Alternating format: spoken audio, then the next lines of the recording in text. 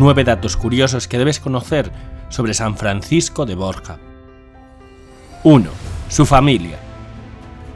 La familia Borja era una de las más célebres del Reino de Aragón, España.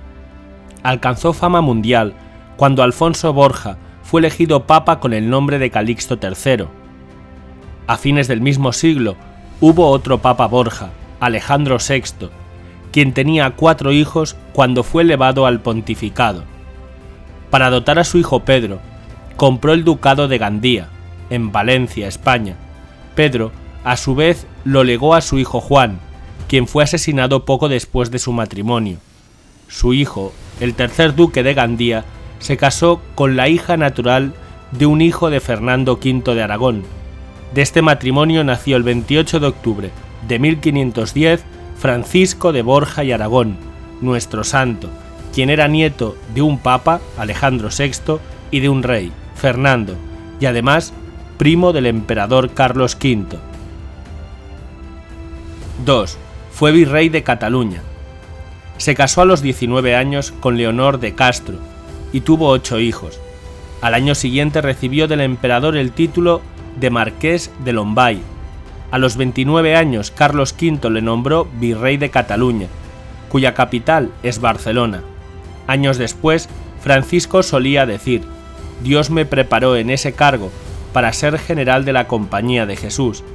Ahí aprendí a tomar decisiones importantes, a mediar en las disputas, a considerar las cuestiones desde los 2 puntos de vista. Si no hubiese sido virrey, nunca lo hubiese aprendido». 3. Fue el duque de Gandía. En 1543, a la muerte de su padre, heredó el ducado de Gandía.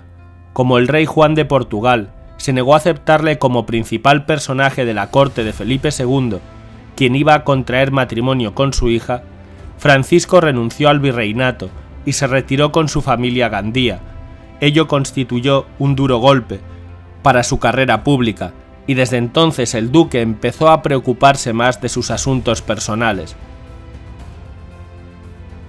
4. La emperatriz Isabel. El mismo año que fue nombrado virrey de Cataluña, Francisco recibió la misión de conducir a la sepultura real de Granada los restos mortales de la emperatriz Isabel. Él la había visto muchas veces rodeada de aduladores y de todas las riquezas de la corte. Al abrir el ataúd para reconocer el cuerpo, la cara de la difunta estaba ya en proceso de descomposición. Francisco entonces tomó su famosa resolución: no servir nunca más a un señor que pudiese morir. Comprendió profundamente la caducidad de la vida terrena.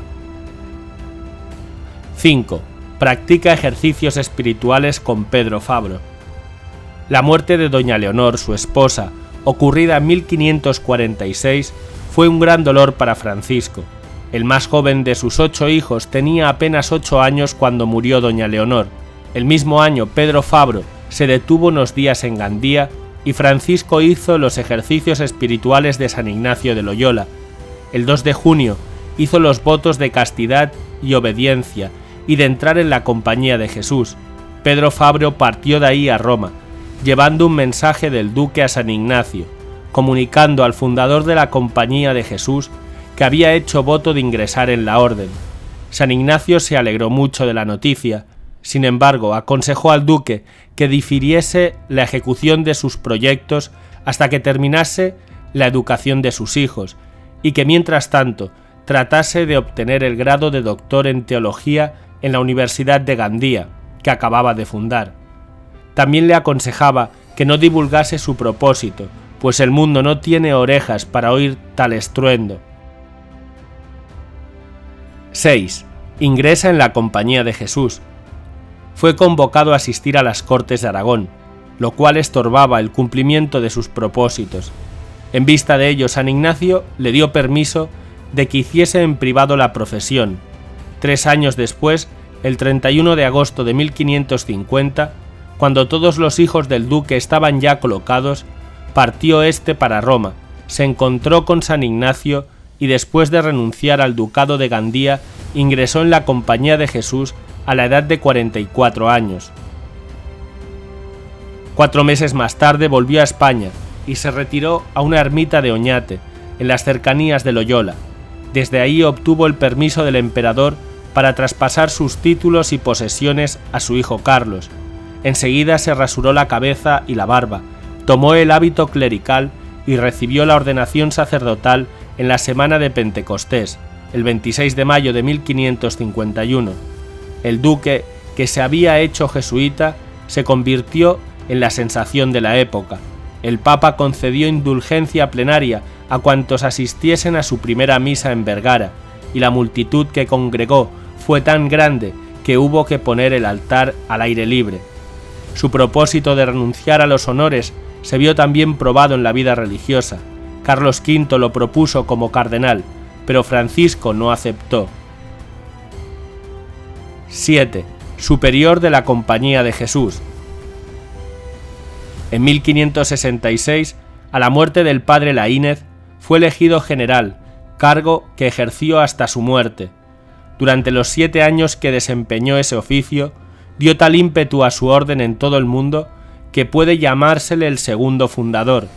El celo con que propagó las misiones y la evangelización del mundo pagano inmortalizó su nombre, y no se mostró menos diligente en la distribución de sus súbditos en Europa para colaborar a la reforma de las costumbres. Su primer cuidado fue establecer un noviciado regular en Roma y ordenar que se hiciese otro tanto en las diferentes provincias. 8. Ayudando a los necesitados. No obstante sus muchas ocupaciones, San Francisco encontraba tiempo todavía para encargarse de otros asuntos. Por ejemplo, cuando la peste causó estragos en Roma, 1566, el santo reunió limosna para asistir a los pobres y envió a sus súbditos por parejas a cuidar a los enfermos de la ciudad, no obstante el peligro al que los exponía. Se le ofreció el cargo de cardenal, nuevamente, y tenía posibilidades de llegar a ser papa, pero no lo aceptó. Su muerte. Murió a la medianoche del 30 de septiembre de 1572. Según la expresión del padre Broderick, fue uno de los hombres más buenos, amables y nobles que había pisado en nuestro pobre mundo. Un siglo más tarde escribió el padre Berjus: se puede decir con verdad que la compañía debe a San Francisco de Borja su forma característica y su perfección. San Ignacio de Loyola proyectó el edificio y echó los cimientos. El padre Laínez construyó los muros.